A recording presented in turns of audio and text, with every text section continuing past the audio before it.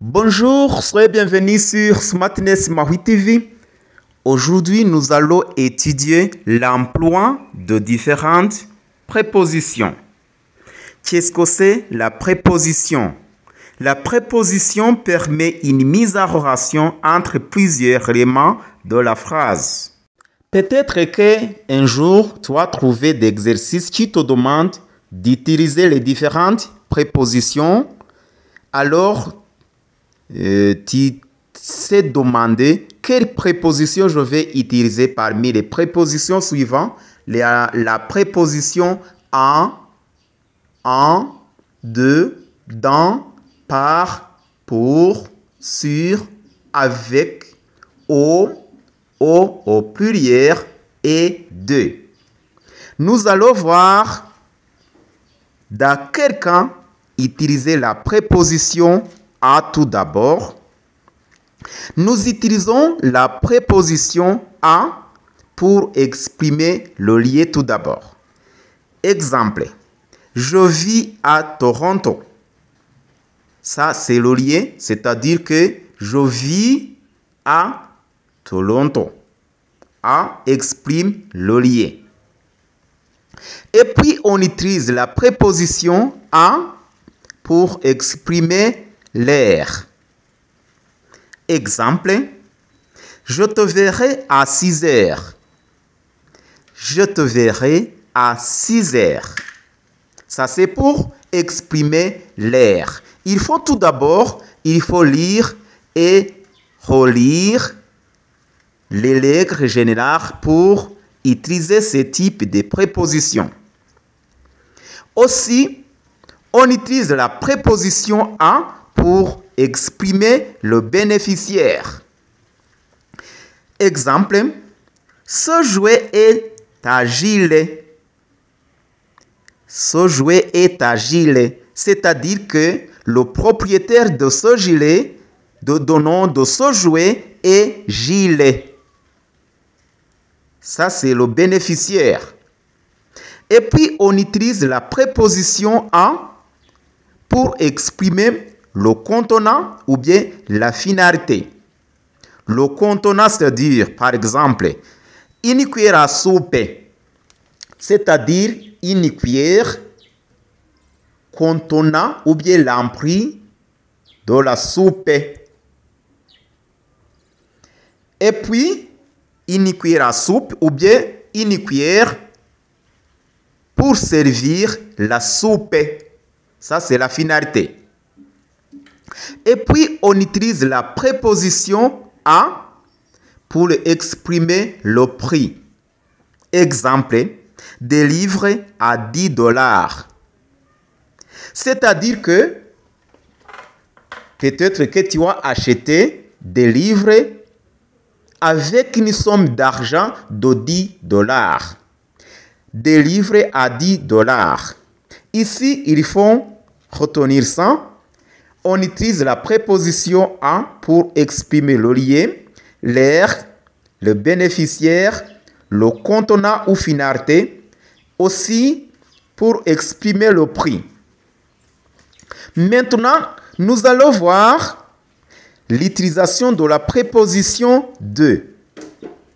Donc, on utilise la préposition de pour exprimer la possession. La possession, c'est-à-dire le jouet de Gilles. Le jouet de Gilles. C'est-à-dire que le propriétaire du gilet, du jouet est Gilles. Et puis, on utilise la préposition de pour exprimer l'origine. Elle vient de France. C'est-à-dire que le lien de départ, c'était France. Et puis, on utilise la préposition de pour exprimer l'agent de la phrase. Un agent de la phrase. Donc, il a la participation dans la phrase. Elle est aimée de tous. Elle est aimée de tous. Donc, elle est aimée. De qui? De tous. Elle est aimée de tous. Donc, si Il est un agent de la phrase. Et puis, on utilise la préposition de pour exprimer la matière. Il faut noter bien et il faut bien mémoriser l'utilisation de ces prépositions parce que après cette leçon, nous aurons le moment de faire assez d'exercices. Et si tu n'as pas bien suivi, tu auras des problèmes parce que ça sera difficile de trouver le maximum de points possibles. Si tu es à la recherche du diplôme de niveau B2, tu ne peux pas passer l'examen sans connaître l'utilisation de ces prépositions. Je disais ici l'utilisation de la préposition de pour exprimer la matière. Une statue de marbre. Donc, c'est-à-dire que le statue est fabriqué en marbre. C'est la matière qui fabrique le statue. Une statue de marbre. Ici, la préposition de exprime la matière qui est la marbre. La marbre qu'on a utilisée pour fabriquer cette statue. Et puis, on utilise la préposition de pour exprimer le prix. Une chemise de 100 francs. Une chemise de 100 francs, c'est-à-dire que c'est 100 francs pour acheter cette chemise. Ici, la préposition de exprime le prix. Et puis, nous allons voir quand la préposition de exprime le contenu. Un verre de vin. Un verre de vin, c'est-à-dire que le contenu, c'est le vin. C'est-à-dire, c'est un verre rempli du vin. Un verre de vin. Le contenu, c'est du vin. Ici, dans cet exemple, de exprime le contenu, un verre de vin. Et puis, pour le moment, nous allons voir l'utilisation de la préposition en. En, tout d'abord, exprime le lien. Le lien. Il va en Afrique. Il va en Afrique, c'est-à-dire le lien, c'est l'Afrique. Il va en Afrique. Aussi, la préposition en exprime la durée d'accomplissement. La durée d'accomplissement. Exemple, il a fini en 2 heures. C'est-à-dire, il a utilisé 2 heures pour qu'il puisse terminer. Il a utilisé 2 heures. Ici, en exprime la durée d'accomplissement. Aussi, la préposition en peut exprimer la matière. La matière. Par exemple, une montre en or. Une montre en or.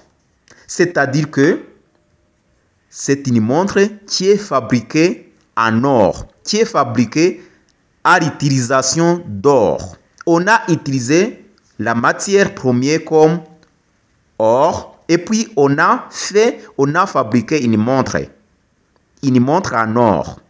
Ici, c'est pourquoi nous disons la préposition en exprime la matière. Et puis, la préposition en peut exprimer le moyen. Je vais y aller en voiture. Je vais y aller en voiture. Ici, il exprime le moyen de transport. Mais faites attention ici alors. Quand il s'agit d'un déplacement qu'on entre dedans, dans ce cas, on utilise en. Mais quand il s'agit d'un déplacement qu'on n'entre pas dedans, par exemple vélo, moto, dans ce cas, on utilise la préposition à. Dans ce cas, je peux dire, je vais y aller à vélo. Je vais y aller à moto. Mais quand il s'agit d'un déplacement qu'on entre dedans, dans ce cas, on utilise la préposition en. Et puis, la préposition en peut exprimer la manière. Il se réchauffe en sautillant sur place. Il se réchauffe en sautillant sur place. C'est-à-dire, ce sont des exercices de chauffage. Alors, il le fait en sautant, mais sans rien changer la place. Quand tu es en train de pratiquer, de faire le sport, tu sais très bien, tu peux sauter sans changer la place. Dans ce cas, c'est pourquoi on dit en sautillant sur place. Et puis la préposition en peut exprimer la concomitance. La concomitance, c'est-à-dire, par exemple, si j'utilise les exemples, vous allez bien compris. Il part en marchant. Il part en marchant. Donc, c'est une action simultanée. Il marche et en même temps, il parle. Mais, par exemple, nous étions ensemble. Quand je commence à te dire quelque chose, je pars et je parle. C'est pourquoi ici, je dis, il part en marchant. La concomitance. Aussi, nous allons voir l'utilisation de la préposition dans. Dans, une préposition qui exprime le lien. Dans ce cas, par exemple, nous allons dire un Indien dans la ville. Un Indien dans la ville. C'est-à-dire, dans la ville, il y a un Indien. C'est dans la ville. Un Indien dans la ville. Alors, la préposition dans peut exprimer la prospection temporaire. Quand je dis la prospection temporelle, je vais utiliser un exemple pour que tu puisses bien comprendre. Je pars dans 2 jours. Donc, c'est la prospection.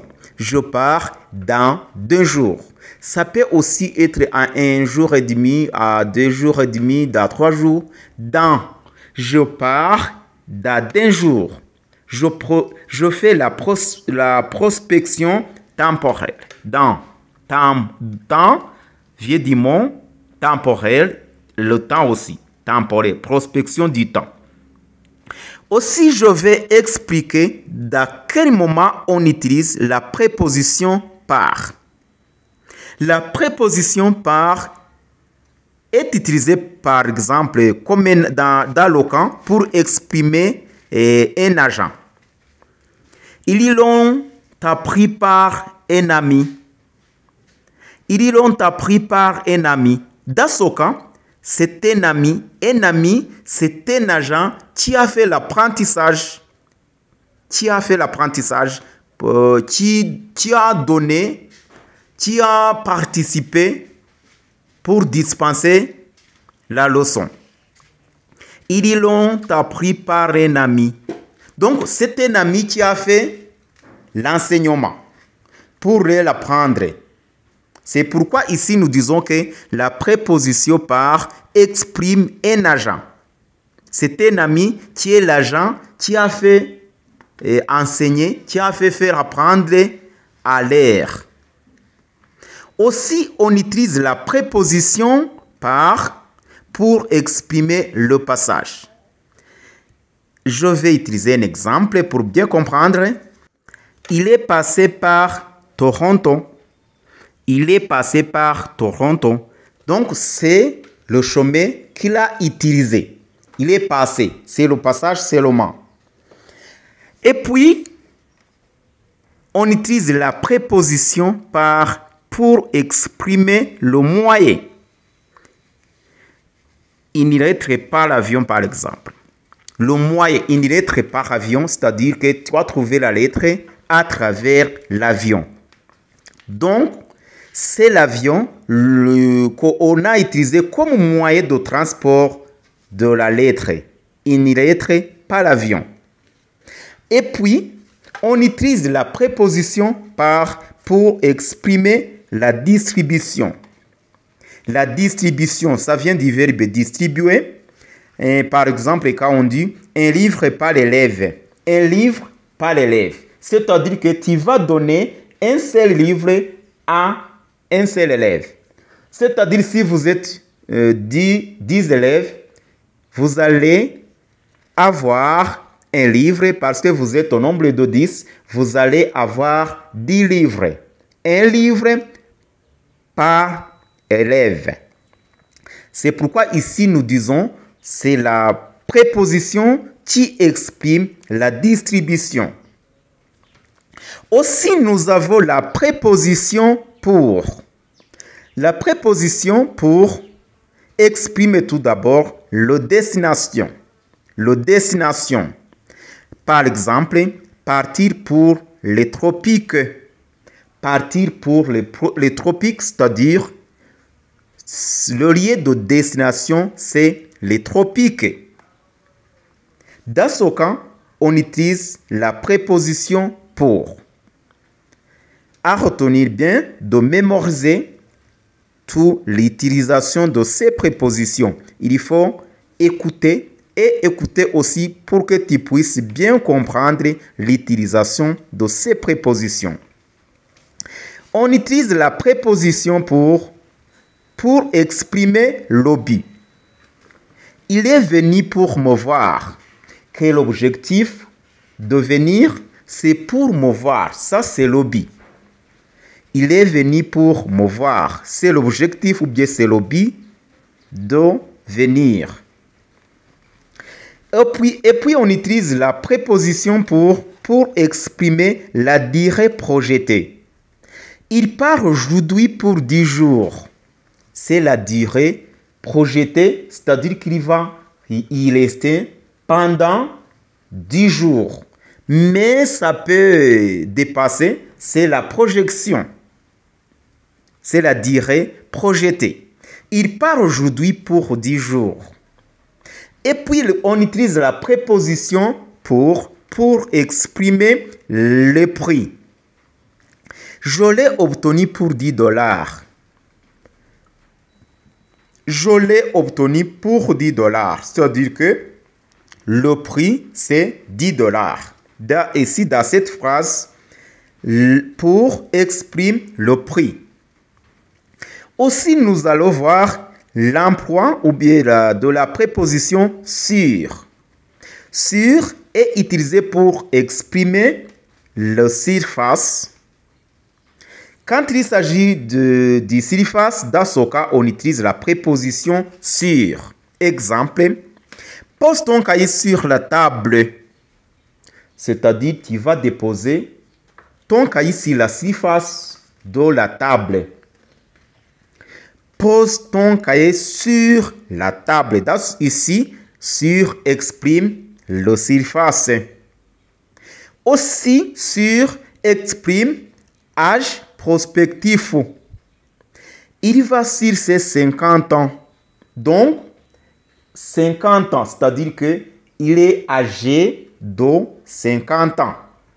C'est âge prospectif. Ce n'est pas bien précis aussi, c'est la prospection. Il va sur ses 50 ans. Aussi, on utilise la préposition sur pour exprimer le sujet. C'est un livre sur l'histoire du Canada. C'est un livre sur l'histoire du Canada. Ici, c'est-à-dire que le sujet de ce livre, c'est l'histoire du Canada. Ici, la préposition sur exprime le sujet. Aussi, nous allons voir la préposition avec. On utilise tout d'abord la préposition avec pour exprimer l'accompagnement. L'accompagnement, c'est-à-dire par exemple, je suis venu avec un ami. C'est-à-dire que c'est un ami que nous sommes ensemble et nous avons arrivé avec. Je suis venu avec un ami. Ici, dans cette phrase, la préposition avec exprime l'accompagnement. Aussi, on utilise la préposition avec pour exprimer l'instrument. Elle découpe la pomme avec un couteau. Elle découpe la pomme avec un couteau. Donc, c'est l'instrument qu'on a utilisé pour découper la pomme. Ici, avec exprime l'instrument. Aussi, on utilise la préposition avec pour exprimer la manière. Exemple, il a regardé avec admiration. Donc, il a regardé avec admiration. C'est la manière qu'il a utilisée en regardant. Il a utilisé avec admiration. Alors, on ne peut pas terminer sans vous faire souvenir sans la préposition en plus l'article. La préposition do plus l'article les. La préposition do plus l'article les encore. Et ici, la préposition en plus l'article le, on utilise au. Exemple, la glace au chocolat. La glace au chocolat. Et puis, la préposition do plus l'article les, on utilise au pluriel. Fais attention aux enfants. Fais attention aux enfants. Et puis la préposition do plus, l'article les donne des. C'est la table des enfants. C'est la table des enfants. On ne dit pas la table de les enfants. Non, dans ce cas, on dit c'est la table des enfants. Et puis, on ne dit pas la glace à le chocolat, mais on dit la glace au chocolat. On ne dit pas aussi fais attention aux les enfants. On dit fais attention aux enfants. Et puis, comme résumé, nous allons noter ça comme résumé. Il faut noter qu'on utilise la préposition en devant les noms des pays féminins, devant les noms de régions au féminin. Ça, je vais détailler dans la prochaine leçon, mais je vais vous donner ce résumé. Et puis, dans la leçon prochaine, je vais vous donner les détails. Donc, on utilise la préposition en devant les noms de pays féminins, devant les noms de régions au féminin, devant un nom de pays commençant par ni voyelle. Aussi, on utilise la préposition au singulier devant un nom de pays masculin. Et puis, on utilise la préposition au avec X au pluriel tout d'abord, devant les pays au pluriel. Dans plus article. Dans ce cas, nous utilisons devant les noms de régions masculines, nous utilisons dans plus article. Devant les noms de certaines îles et archipels, nous utilisons aussi dans plus article. Remarquez, du point de vue grammatical, les provinces canadiennes suivent la règle des pays. En Ontario, au Québec, en Colombie-Britannique, exception, on ne dit pas en Terre-Neuve, on dit à Terre-Neuve. On suit la règle des îles que nous allons voir les détails dans la leçon prochaine. Un peu de mots, ça c'est la première partie de cette leçon parce que vraiment cette longue leçon à faire attention aussi à bien détailler. Pour vous qui ont à l'étude de recherche de diplôme de niveau B2, tu ne peux pas passer l'examen d'IDERF B2 sans savoir l'emploi de ces prépositions. C'est pourquoi il faut prendre votre cahier et noter en mémorisant aussi l'utilisation de ces prépositions. Vous pouvez aussi encore chercher d'autres exercices. Vous pouvez encore trouver vous-même, former aussi vos propres phrases en utilisant ces prépositions. Merci de nous avoir suivis. Si vous n'avez pas encore abonné, c'est le moment maintenant. Et pour trouver toutes les notifications, il faut appuyer sur l'accrocher pour que la prochaine fois, tu trouves toutes les leçons que nous donnions ici sur Smartness Maui TV. Merci de nous faire suivi. À la prochaine occasion. Au revoir. Et puis pour les gens qui parlent au Kinyarwanda, la version du Kinyarwanda, c'est dans la prochaine leçon aussi. À bientôt.